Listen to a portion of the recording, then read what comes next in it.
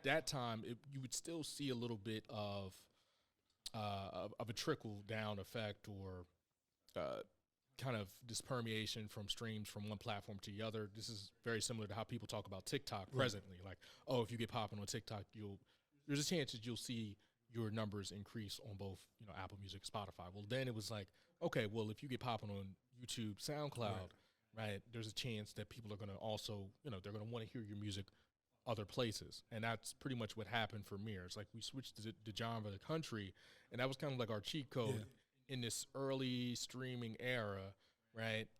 And now the song is top 10 on the country charts for like 2-3 months, right? Getting tens of thousands of streams a week. Presently, I don't know, well over maybe 5 or 6 million streams just on SoundCloud. Yeah. So, it's just trying to kind of game the streaming era,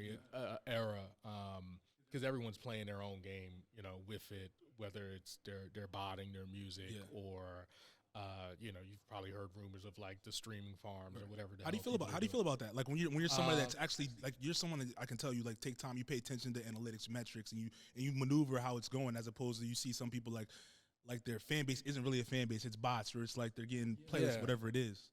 Yeah, I mean, I don't really care what people are doing. Nah, I feel you. I don't really care what people are doing. I think eventually it catches up to you, right? Like, all right, so I've had PR clients in the past, right? I do PR and marketing outside of artist management. Not so much these days, but like I've had clients where we're building an entire campaign, and then halfway through the campaign, I'm looking at a record, and I could tell okay, they went and bought 10,000 streams, or I don't know, 30,000 YouTube views. And, that kind of depreciates the work that I'm doing. And also, it's very obvious when artists are doing that, right? So there's one layer of it where it's like, okay, I don't really care, do what you want to do. But then also, if I'm very much attached to this project, right, it's reputation, right, for you, myself. And, this instant gratification, right, it's fleeting. It's just that. And it's going to kind of sully the moment when you actually get it organically, right? So you gotta keep working for it, in my opinion. No, definitely. So you're seeing success while you're managing Mir and things of that nature. Like, how long before it's like, all right, I want to bring on more clientele? Like, when did that start? In terms of like managing, because you manage a few different artists, or you have like, when was that moment? Like, all right, I know I can expand now because I know this is working. I can go to someone else.